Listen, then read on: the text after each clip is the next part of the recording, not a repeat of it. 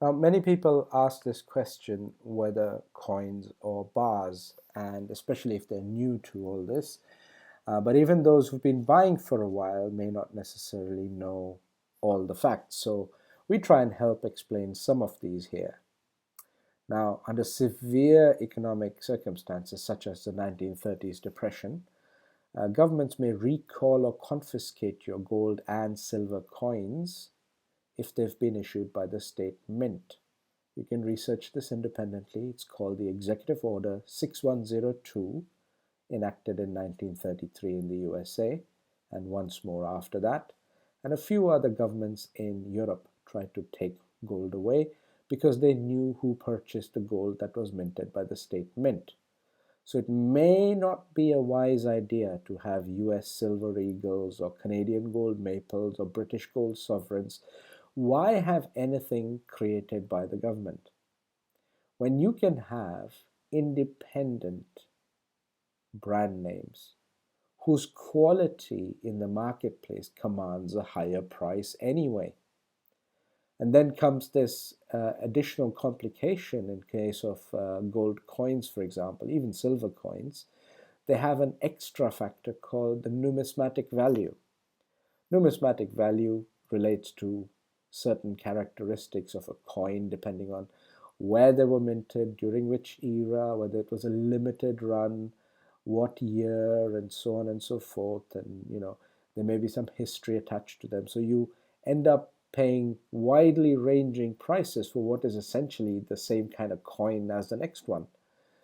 But that complicates things.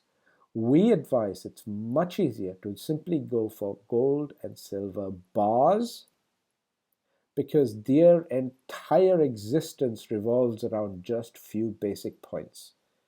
How many carats? What is the weight? What is the fineness? And which brand?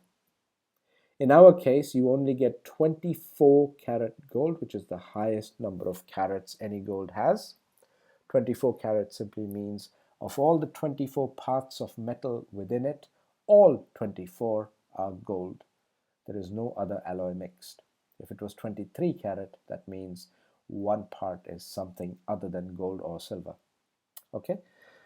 In terms of weight, it's very straightforward, usually grams or ounces or troy ounces. It's very easy to look up what the weight really is by comparing it on Google. The fineness in case of gold, ours is 999.9. There are 4 nines with a decimal point in the 4th place, after the 3rd place.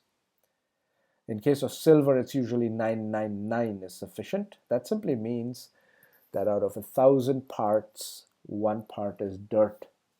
So when it says 999.9, it means out of 1,000 parts, 0.1 part is dirt.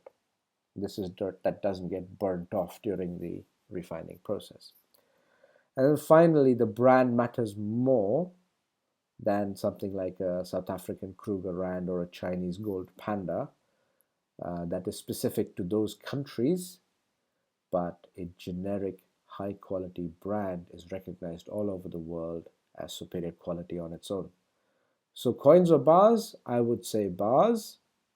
And again, which weight? Well, you choose. How many grams have you accumulated? And then you simply choose. Please watch the next video.